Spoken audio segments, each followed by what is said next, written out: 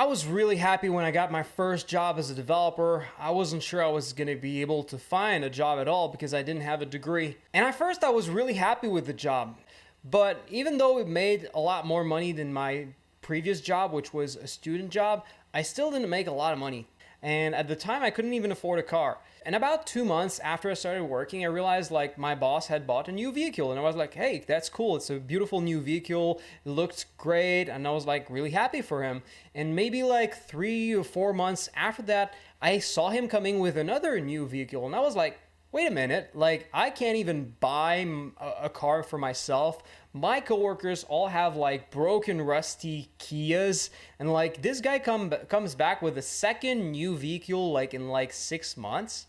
But I thought that's okay, he's still paying us all right, and like I should be happy for him. Like he's able to afford cars, he's making a lot of money. That's amazing for him.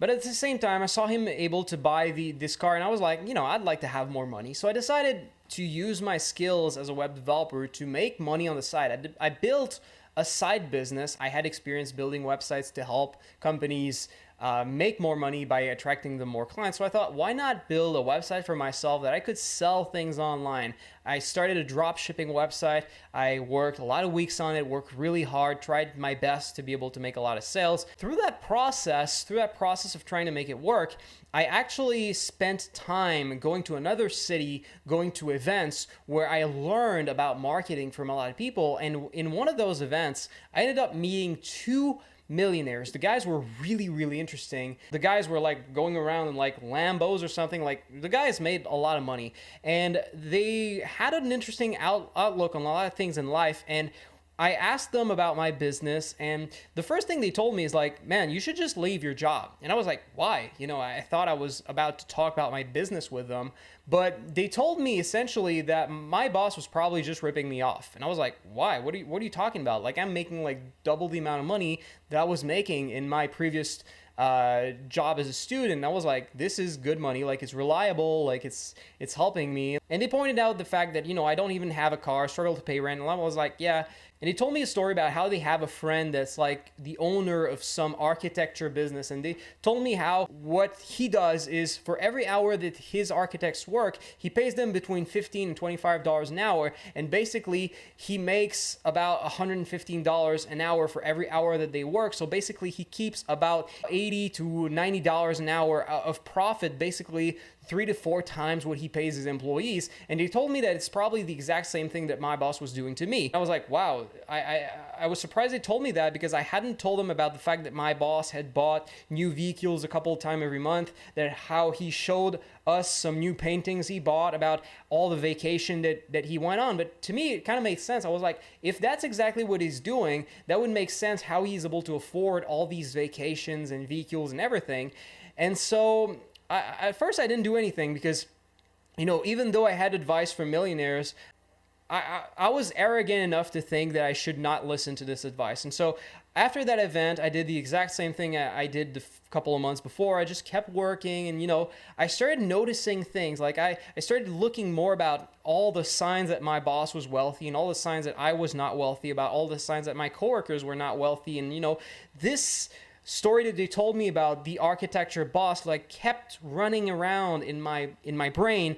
And one day my boss decided to go on a vacation, and because he's noticed the fact that I've tried to build this drop shipping website, he's noticed my interest in marketing and everything. He said, like, I'm gonna go on a vacation, but I would like you, Alec, to try to go sell one of our products to some clients. He basically scheduled 2 meetings with clients for me that I would go try to sell them our products instead of him going to the sales meeting because he would go on a vacation. And basically he taught me the basics of how to sell websites, and he also gave me documents that I would have to show to the clients. Basically these documents were showing how many hours me and my coworkers we were going to be spending on this project, and it basically said how much money that he was charging these clients for all these hours of work that we were going to do. And I could see right there on the document that my boss was charging $85 an hour and $65 an hour,